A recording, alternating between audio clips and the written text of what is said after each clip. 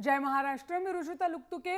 राजमंत्र या आमच्या कार्यक्रमात लोकप्रिय कार्यक्रमात तुमचं खूप खूप स्वागत. पुन्हा एकदा आपण एकत्र आलो आहोत सामाजिक आणि राजकीय सर्व विषयांवरच्या पुढच्या आठवड्यातल्या भविष्यवाणी जाणून घेण्यासाठी. आणि ही भविष्यवाणी करण्यासाठी आपल्याबरोबर आहेत पंडित राजकुमार शर्मा. नेहमीप्रमाणे तेही आज आपल्याला जॉइन झालेले आहेत. पंडित जी, आज कौन से ऐसे अहम मुद्दे हैं जिनके बारे में आप भविष्यवाणी करोगे? सबसे पहले तो दर्शकों का मन से स्वागत है कि आप लोगों का जिस तरह से प्रतिसाद मिल रहा है, पत्र मिल रहे हैं, व्हाट्सएप आ रहे हैं, एसएमएस आ रहे हैं, ट्विटर पे आप हमको फॉलो कर रहे हैं, फेसबुक पे फॉलो कर रहे हैं, आपका बहुत बहुत आभार प्रकट करते हैं। और जैसे हर बार इस वक्त हमारे जो मेन सब्जेक्ट्स हैं वो आपने देखा होगा कि एक नवयुवक जो एक्ट्रेस है उसने आत्महत्या कर ली या क्या किया, उसके ऊपर हम चर्चा करेंगे। शनि शिंगणापुर वाली भविष्यवाणी हमारी सत्य हुई, उसके ऊपर चर्चा करेंगे। फिर मोदी जी और न्यूक्लियर डील के ऊपर चर्चा होगी और साथ में आरबीआई की पॉलिसी के ऊपर चर्चा करेंगे। और महाराष्ट्र में कुछ घटनाएं उनके ऊपर चर्चा होगी और Bombay stock exchange, national stock exchange, as usual जो हमारा लास्ट सेगमेंट आपका सबसे प्रिय सेगमेंट है, हाँ। उसके ऊपर चर्चा करेंगे। बिल्कुल बिल्कुल पंडित जी, आपने जैसे कि कहा कि शनि शिंगणापुर के मुद्दे पे आपकी भविष्यवाणी सही उतरी है। फरवरी में हमने ये शो किया था, जबकि इस मुद्दे की सिर्फ शुरुआत हुई थी। आपने ये जो भविष्यवाणी की थी, आज हम देख रहे हैं 2 महीने में बाद वो 100% सही उतरती हुई। तो सबसे पहले ये सुनते हैं कि उस दिन आपने क्या कहा था, क्या भविष्यवाणी की थी? जी बिल्कुल, ये एक शुरुआत हुई है। जैसे ही शनि वृश्चिक राशि से धनु में जाएगा तो और बढ़ेगी। यानी आपने एक शिंगणापुर की घटना देखी है, उसके बाद में और भी यहाँ पर स्त्रियों को जाने की अनुमति नहीं है। चाहे वो दरगाह है, चाहे वो कुछ साउथ के मंदिर हैं, उन जगहों पे भी एक ऐसा बदलाव आएगा। यहाँ पर स्त्रियाँ जो हैं उनको अलाउ किया जाएगा। मगर यहाँ पर मुख्यमंत्री जो है वो वहाँ के अनुयायियों के साथ बैठकर जो फैसला करेंगे वही फैसला अंतिम होगा। वहाँ के लोग जो हैं इस बात को मानने के लिए तैयार नहीं है कि औरतें जो हैं शनि को हाथ लगाएं।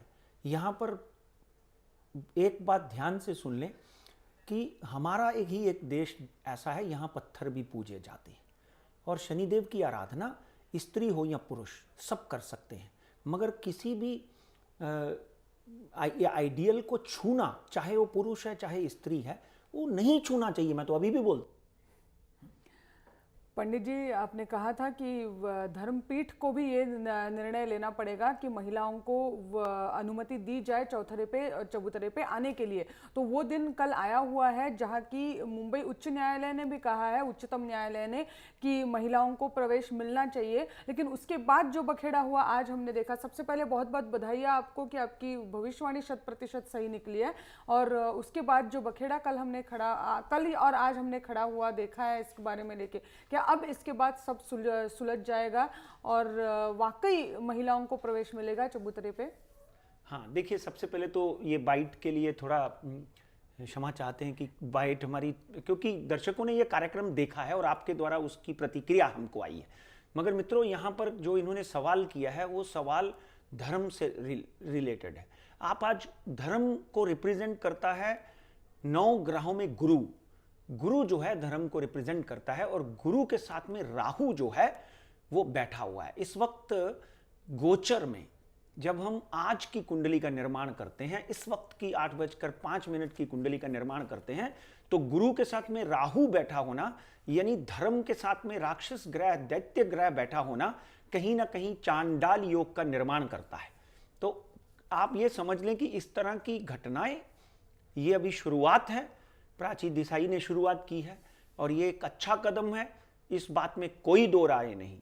देखिए, आज मैंने काले कपड़े पहने हैं, शनिदेव का दिन है, और मैंने एक माला पहनी है। अगर आप अच्छी तरह से माला को देखेंगे तो माला के अंदर आप जूम करेंगे तो आप देखेंगे कि ये माला के अंदर मैंने एक माता जी की फोटो डाली हुई है। तो यहाँ पर तो महालक्ष्मी नमस्तुभ्यम सुरेश्वरी, हरिप्रिय नमस्तुभ्यम दयानिधि, ये शनिदेव का कलर है, मैं शनिवार को ये कार्यक्रम करता हूँ और माता जी की मैंने माला पहनी हुई है, तो माँ का रूप ही हर स्त्री मानी जाती है। धरणी गर्भ संबुत्तम विद्युत कांति संप्रभम कुमारम शक्ति हस्तम तम मंगलम प्रणमाम्यम। इवन मंगल को भी धरती का देवता माना जाता है। ये वैष्णो देवी विंध्याचल वासिनी की का लॉकेट मैंने पहना हुआ है।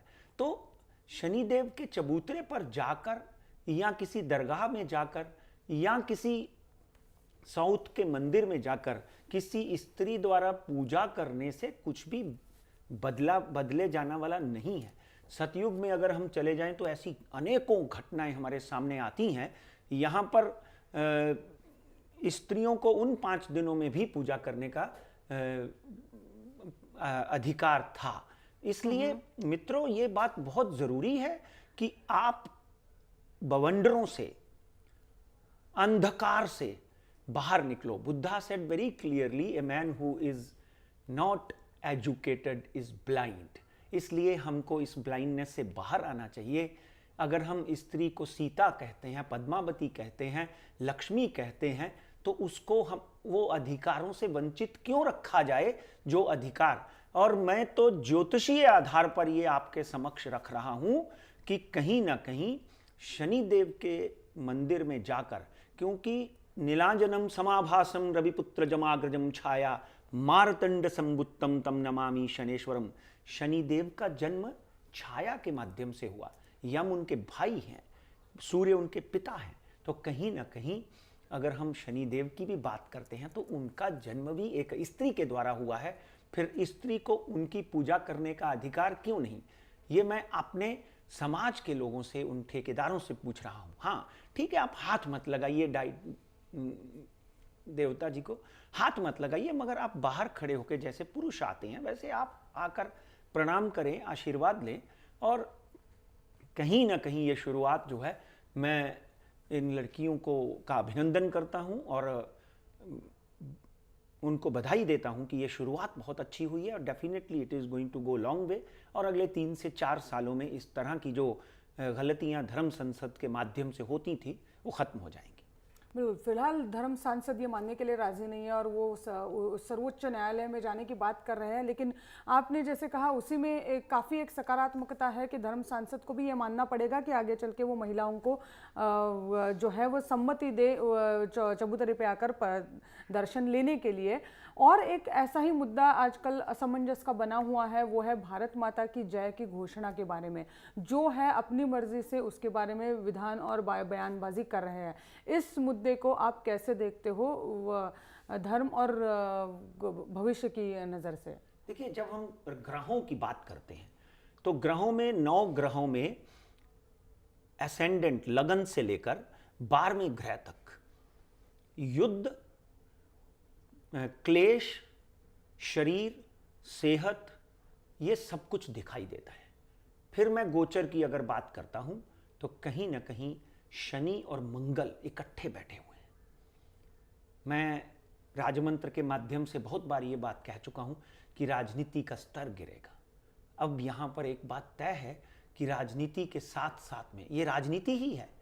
ये बात ध्यान से सुन लीजिए कि ये राजनीति ही है। इस राजनीति को कुछ लोग कहीं ना कहीं अपनी राजनीति चमकाने के लिए तवा गरम करके रोटियां बना रहे हैं। आज तक भारत माता की जय के ऊपर कभी कोई अंकुश नहीं लगा, कभी कोई आरोप प्रत्यारोप नहीं लगे। आज क्यों? इसलिए मैं अपने मुस्लिम भाइयों से भी अनुरोध करता हूं, आप इन चीजों का अनुसरण मत करें। अगर आप हिंदुस्तान जय कहते हैं, हिंदुस्तान की जय, तो भारत माता की जय आज हजारों सालों से, मुगलों से लेकर, अकबर से लेकर बहादुर शाह जफर तक भारत माता की जय कहते आए हैं। तो आपको कहने में कोई कोताही नहीं होनी चाहिए। मैं हाथ जोड़कर अभिनंदन करता हूं, हाथ जोड़कर आपसे विनती करता हूं कि इस तरह की राजनीति से, गंदी राजनीति से दूर रहें। कोई भी व्यक्ति अगर ये बात उठाता है तो हमारे देश, और मगर क्या है, ग्रह दशा अपनी चाल चलती है। मंगल शनि के साथ बैठा हुआ है, राहु गुरु के साथ बैठा हुआ है, एक तरफ चंडाल योग बना हुआ है, एक तरफ विष योग बना हुआ है। तो इस योग में कहीं ना कहीं ऐसी घटनाएं बार बार आपको अगले 16/9/2016 में मंगल से शनि अलग होगा, विस्फोटक घटनाएं, चाहे वो जेएनयू की घटना थी, अभी ये भारत माता की जय की घटना है, और उसके साथ में शनि शिंगणापुर की घटना है, उसके बाद में जम्मू कश्मीर में कुछ ऐसी चीज़ें आपको पहले दिखाई दी, अभी फिर दिखाई देंगी, जो पाकिस्तान की तरफ इशारा करती हुई, उनको फेवर करती हुई दिखाई देंगी। मगर अगर हजारों साल से भारत माता की जय होती आई है तो उसमें आपने नहीं कहना, तो उसका मुद्दा बनाने की कोई आवश्यकता नहीं। Let us do it in your own way. वही मोहन भागवत ने उन्होंने कहा कि भाई अगर कहा है तो उनका अपना मर्जी है, इसको मुद्दा मत बनाइए। जी हाँ। मैं दरगाह में जाता हूं, मैं अजमेर शरीफ देग चढ़ाता हूं, मेरी अपनी एक व्यक्तिगत आस्था है। मैं दरगाह पे जाके चादर चढ़ाता हूं, मैं अपनी पत्नी को भी लेकर जाता हूं, तो मेरी एक व्यक्तिगत आस्था है। उस आस्था के ऊपर आप अंकुश नहीं लगा सकते। इसलिए मैं आपसे भी अनुरोध करूंगा मेरे भाइयों कि जो भी इस बात को उठाते हैं, ऐसी बहस में भी शिरकत करना, ऐसी बहस में जाना भी मैं तो समझता हूं कि देशद्रोह है।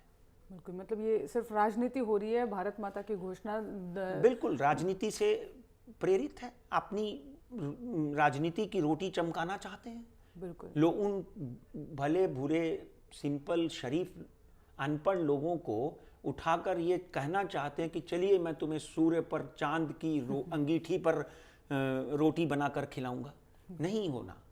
ये सब बहकावे में आप सबसे अनुरोध है कि इन बहकावों में आने से आपका अपना नुकसान है और देश का नुकसान है, आपकी जमात का नुकसान है।